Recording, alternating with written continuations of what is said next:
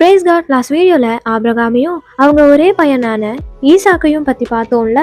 அது மட்டும் இல்லாம ஆபிரகாம் கர்த்தருக்கு கீழ்ப்படிந்து கர்த்தர் வச்ச டெஸ்ட்ல தேர்ச்சி பெற்றாருன்னு பார்த்தோம். அந்த இன்சிடென்ட் அடுத்து ஆபிரகாமுடைய வேலைக்காரர் ஒருவர் ஓடி வந்து, ஆபிரகாமே, உன் சகோதரனான நாகூருக்கு அவங்க வைஃப் மில்கால் பிள்ளைகளை பெற்றா, அது மட்டும் இல்லாம ரேய்மாலும் பிள்ளைகளை பெற்றான்னு சொன்னாரு. இங்க பாத்தீங்கன்னா சாரால் 127 வயதா இருக்கும்போது மறிச்சிட்டாங்க. வேதத்துல சாகும்போது என்ன வயதுன்னு சொல்லப்பட்ட ஒரே பெண் சாரால் தாங்க.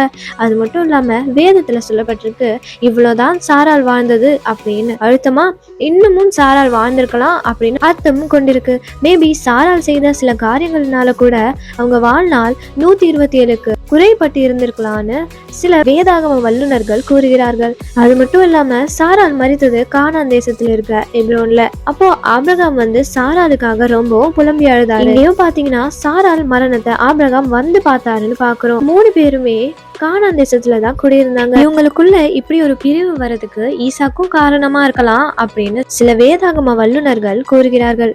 ஈசாக்க தகன பலிக்கு ஒப்பு கொடுத்த ஆபிரகாம நம்ப முடியாம சாரால் இப்படி பிரிந்ததாகவும் கூறுகிறார்கள். ஆபிரகாம் அந்த ஊர்ல இருக்க ஏதேன் புத்திரர் கிட்ட சாரால அடக்கம் பண்ண இடத்தை கேட்டாரு. இங்கேயோ பாத்தீங்கன்னா எல்லா ஜனத்தோட சம்மதத்துக்காக வெயிட் பண்ணி அந்த குகைக்கான விலையும் நான் கொடுத்துடுறேன் எவ்வளவுன்னு கேட்டாரு. அவங்க, நான் ஃப்ரீயாவே கொடுத்துடுறேன், எந்த விலையும் நீங்க கொடுக்க வேணாம்னு சொல்லியும், இல்ல நான் அந்த கல்லறைக்கான விலையை கொடுத்துடுறேன் எவ்வளவுன்னு சொல்லுங்கன்னு கேட்க 400 சேக்கல் நிறைவெளியை கொடுத்து சாரால அடக்கமும் பண்ணி வச்சுட்டாரு. We'll see you in the next video. God bless you.